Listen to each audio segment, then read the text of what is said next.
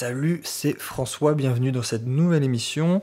Je n'avais pas trop d'idées pour ce podcast cette semaine, mais au final le sujet d'aujourd'hui est vraiment très intéressant. Je pourrais parler 3 heures dessus, tu vas voir. Tu vas vite comprendre aussi comment j'ai eu l'idée de ce podcast, donc pourquoi tu n'as pas besoin de capital pour créer de la richesse.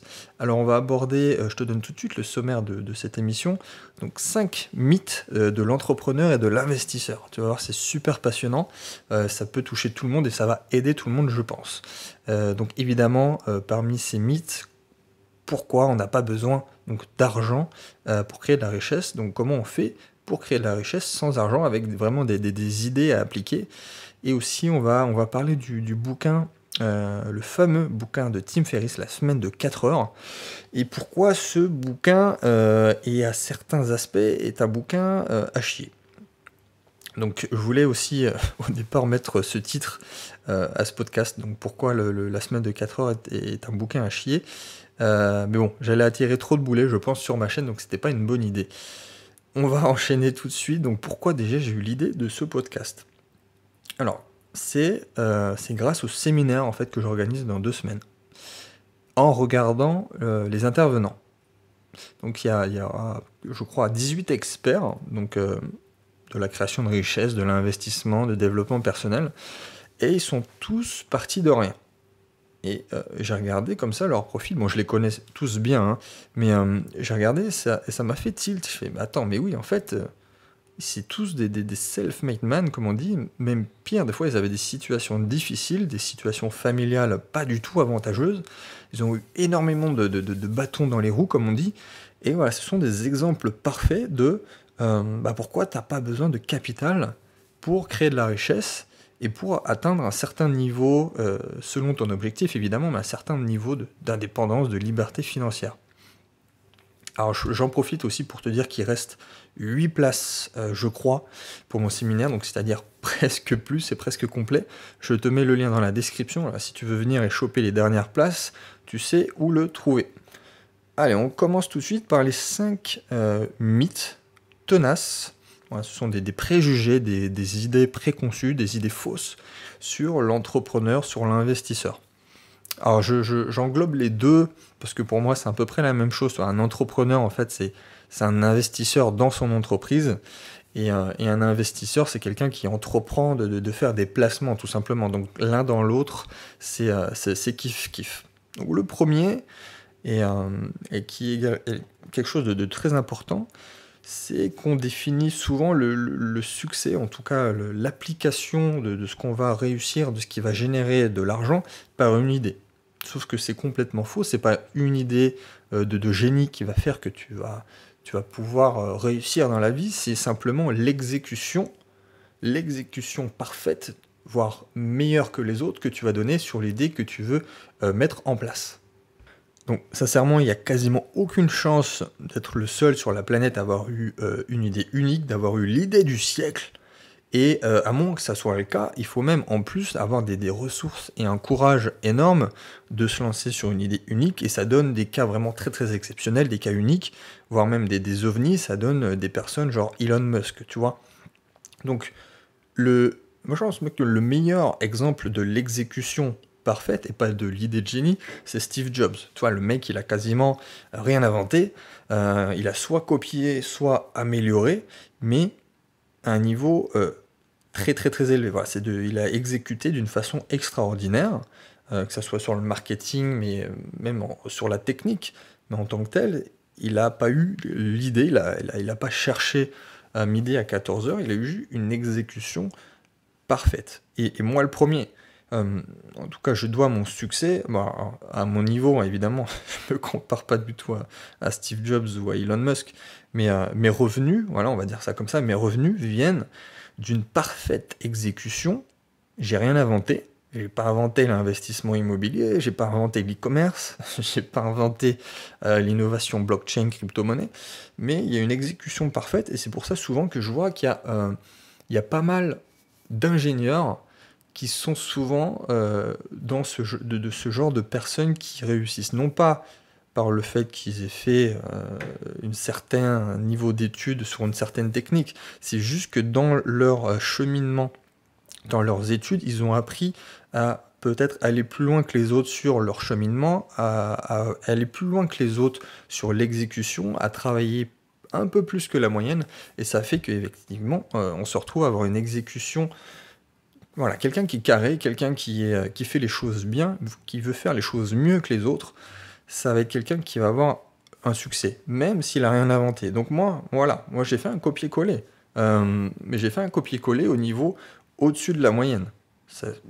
Et en général, c'est soit tu as une maîtrise totale, une expertise beaucoup plus approfondie sur un sujet précis, donc moi ça va être plus sur les crypto-monnaies par exemple, soit tu fais un copier-coller de quelque chose qui existe déjà. Voilà, un investissement immobilier avec telle fiscalité avantageuse, avec telle méthode, et ça marche très bien pour tout le monde. Donc voilà, ça c'était le premier point que je voulais aborder, qui est peut-être le point le plus important par lequel commencer.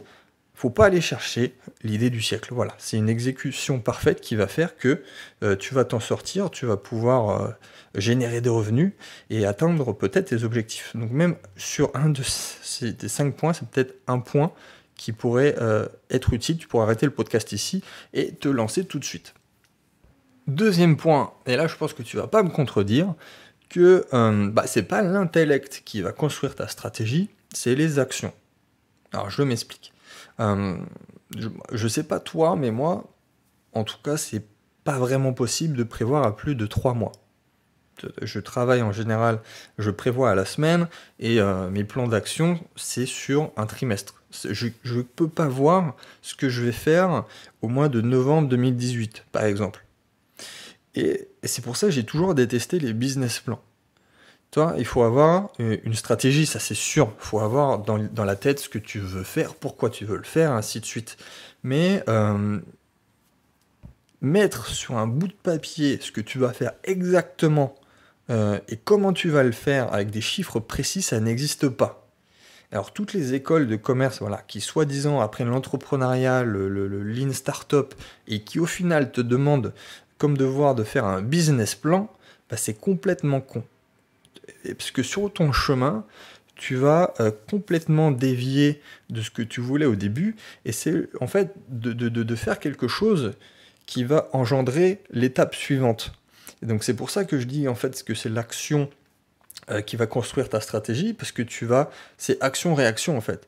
Et c'est step 1, step 2, step 3, et qui va te donner qu'au final tu vas arriver au step 10 de ton plan d'action. Et c'est pas par une réflexion en amont sur soi-disant un business plan sur plusieurs années qui va faire que l'entrepreneur va réussir ou pas. Alors c'est bien d'avoir une idée globale, tu vas faire un prévisionnel pour ton comptable, il va être content, tu vois, mais toi, à ton organisation, à ton niveau, surtout si tu es un solopreneur, que tu travailles tout seul ou un solo investisseur, je pense pas que tu puisses le faire. En tout cas, tu es meilleur que moi. Je vois, moi là, j'ai une vision à peu près. Là, on est quoi? On est le 4 mai. Je sais ce que je vais faire dans 3 semaines. Et mon séminaire, je sais qu'il y a des travaux pour mes apparts, ça va durer 2-3 mois. Je sais que je vais faire telle chose sur telle thématique. Mais au-delà de juillet-août, là, j'ai aucune idée de ce que je vais faire. Et donc c'est à peu près ça. C'est-à-dire que je sais que par mes actions, ça va engendrer quelque chose, que je vais impacter la matière et que ça va donner autre chose dans ma stratégie, sur mon plan d'action, sur mon chemin, et c'est à ce moment-là que je vais planifier autre chose. Mais c'est pas un business plan cette branlette intellectuelle qui va te donner ce que tu vas faire dans 3 ans, ça n'existe pas. Troisième point, donc troisième mythe, c'est peut-être le point le plus polémique. Tu vas comprendre pourquoi. Donc, pour essayer de faire court, je pense pas, en tout cas surtout au début d'une aventure ou quelqu'un qui veut se lancer, qu'il faut avoir un lifestyle parfait. Je le définis comme ça, un lifestyle parfait, mais qu'il va falloir travailler énormément avec des sacrifices. Alors ça, peut-être que tu l'as déjà entendu, il faut faire des sacrifices au début, mais je vais te l'expliquer plus clairement. C'est-à-dire qu'il y en a beaucoup qui vont te dire il faut faire du sport, il faut bien dormir, il faut avoir une bonne nutrition, il faut faire de la méditation, il faut faire de la lecture. J'en passe et des meilleurs. D'ailleurs, je suis le premier à faire des éloges sur essayer d'avoir des routines. Moi, j'applique tout ça, mais pas au début. Pas au début. Sincèrement, là, je vais donner encore des exemples, mais je pense pas que Elon Musk ait fait Tesla, SpaceX, Hyperloop et j'en passe et des meilleurs en se prenant une bonne heure de pause à midi pour se faire une bonne nutrition, en dormant 8 heures par nuit. Non, non, le mec, il a dormi 3 heures par nuit, il est fatigué, il n'a pas une bonne nutrition, il fait pas de sport, il charbonne comme jamais. Et au début, c'est ça. Tu prends n'importe qui, Jeff Bezos d'Amazon, il n'a pas fait Amazon en ayant des routines parfaites pour essayer d'être l'entrepreneur 2.0 à la mode en ce moment. Et non, non, non, non, non, non. Au début, si t'es pas fatigué, si tu charbonnes pas comme pas possible, t'es pas sur la bonne voie. Alors ensuite, oui, tu vas avoir une autre vision quand tu réussis, quand tu commences à réussir. C'est ma vision, voilà, c'est ce que je veux, certains ont des objectifs, c'est ce que tu veux atteindre, essayer d'avoir un lifestyle parfait, mais pas au début.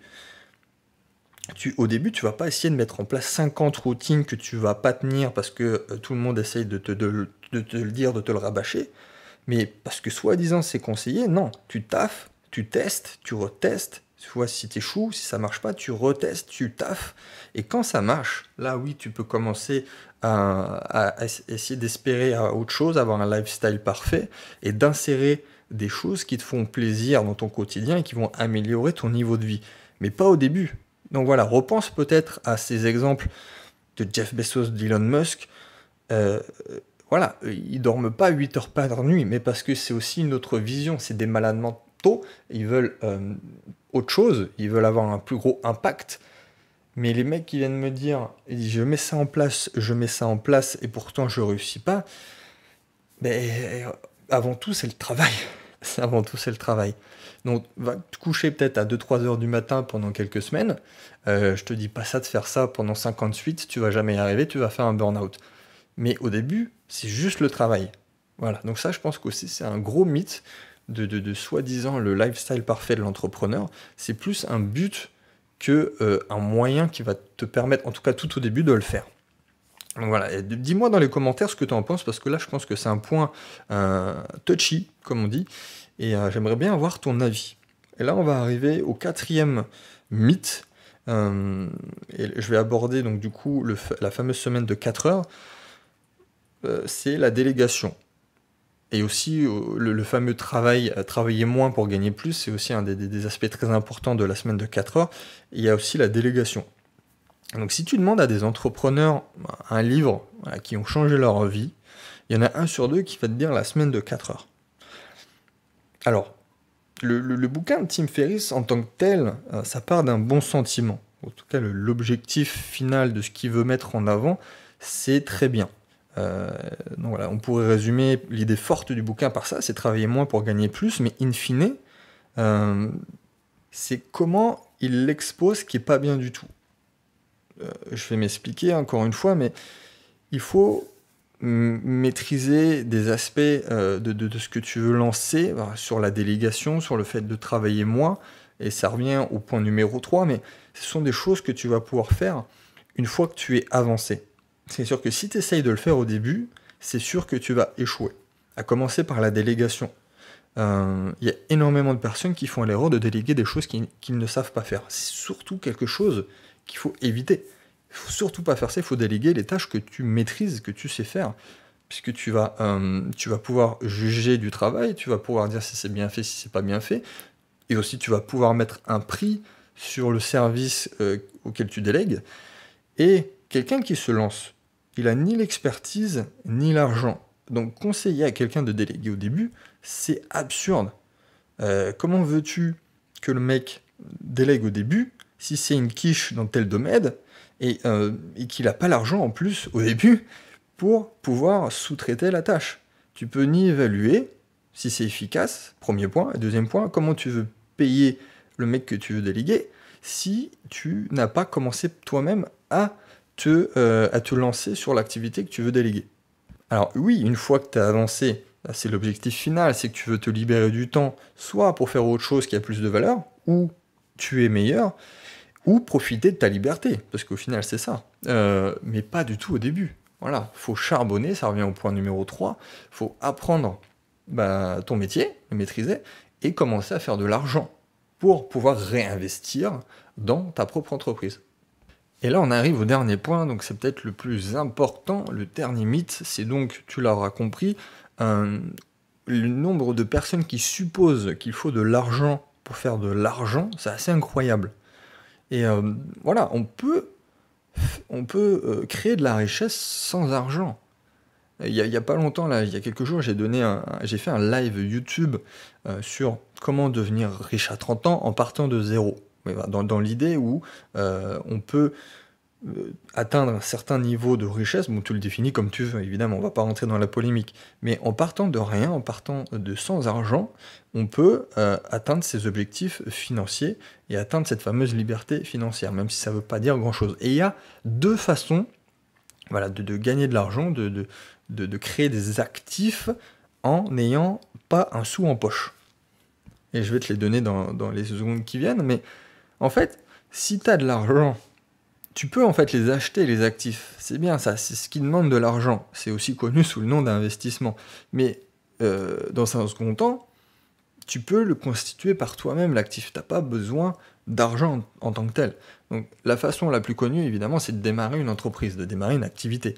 Au début, ça va être ton temps contre de l'argent. Ça va être un service contre de l'argent, un produit contre de l'argent. Puis après, tu vas avoir une phase d'automatisation, de délégation, où là, ça sera ton business, ça sera ton actif que tu auras créé qui va faire de l'argent. Donc l'objectif, c'est de travailler peut-être dur, c'est les points que j'ai abordés précédemment, pendant plusieurs mois, pendant peut-être plusieurs années, et de créer une entreprise rentable, peut-être automatisée, qui progressivement va te générer des revenus passifs. Alors si j'ai un conseil vraiment sur ce point, c'est lorsque tu veux lancer une entreprise, je sais pas, là, si toi tu as lancé une activité, si tu as envie de te lancer, c'est essayer d'imaginer au tout début comment tu pourrais en sortir après sa construction. Donc ça peut sembler un peu contre-intuitif, toi à ce stade de précoce du lancement de l'activité, mais c'est très important. Il y a beaucoup de ceux qui ont une petite entreprise qui ne peuvent jamais sortir de ce qu'ils ont créé. Ils retravaillent plus que s'ils étaient salariés et ils redeviennent eux-mêmes esclaves de ce qu'ils ont créé au départ. Donc au début, essaye d'imaginer comment tu pourrais sortir de ta propre entreprise dans une question d'automatisation, de délégation totale, et de ne pas tomber dans une chose qui serait l'inverse de ce que tu voudrais au début. Mais démarrer une entreprise, ça peut paraître bête, mais c'est gagner, créer un actif en partant de rien. Donc évidemment, tout ce qui touche au web, avoir un business en ligne, c'est beaucoup plus facile, beaucoup moins onéreux de se lancer et d'être dans ce carcan-là, c'est-à-dire de créer quelque chose à partir de rien. Le deuxième point, qui est peut-être un peu plus complexe à comprendre et qui est peut-être moins abordé par les gens, c'est d'acquérir l'actif, d'acquérir le bien, le service avec l'argent de quelqu'un d'autre. Évidemment, le plus connu, c'est avec l'immobilier, avec l'effet de levier bancaire. Là, si tu peux être propriétaire d'un appartement, d'un immeuble, d'une maison, de qu'importe, sans avoir déboursé un seul centime. Donc je ne vais pas rentrer dans le sujet dans ce podcast-là parce que c'est pas la thématique de cette émission, mais il y a d'autres façons d'utiliser l'argent d'autres personnes. Tu peux utiliser l'argent d'autres investisseurs qui, eux, ont beaucoup d'argent plus que toi, peut-être par exemple pour acheter une société pendant que toi, tu l'exploites contre un pourcentage auprès de l'investisseur. Ou encore, tu peux mixer les deux. Tu peux approcher un investisseur, conclure un marché, c'est-à-dire que la personne va mettre l'argent. Toi, tu seras responsable, par exemple, en immobilier, de la rénovation, de la recherche du locataire. Tu donnes du service, ça va être ton temps, certes, mais tu vas maximiser la valeur du bien immobilier. Tu vas tout occuper et Voilà, si tu as pas d'argent, mais que l'investisseur, lui, l'a, toi, tu te mets entre l'investisseur et l'opportunité. C'est exactement ce qu'on appelle une création de richesse, une création de valeur qui va t'impacter par le fait que tu vas être rémunéré. Donc voilà, si tu as besoin d'actifs, si tu as besoin d'actifs pour avoir un revenu passif, tu n'as pas besoin d'argent pour acquérir l'actif. Alors évidemment, si tu as de l'argent déjà, ça aide. Mais c'est pas obligatoire, c'est un outil simplement, l'argent que tu vas pouvoir utiliser. Mais ça peut être remplacé juste simplement par ton temps, par ton travail acharné, voilà, encore une fois, hein, pour revenir dessus, sur un travail acharné, et un petit peu d'ingéniosité, ça faut pas se le mentir. Mais ça reste un outil que tu peux utiliser, tout simplement. Donc voilà, si tu as des questions, n'hésite pas. Pour conclure, si tu veux travailler avec moi et te sortir les doigts des fesses, bah, je te mets aussi dans la description quelques ressources qui pourraient t'intéresser et je te dis à très vite dans une prochaine émission.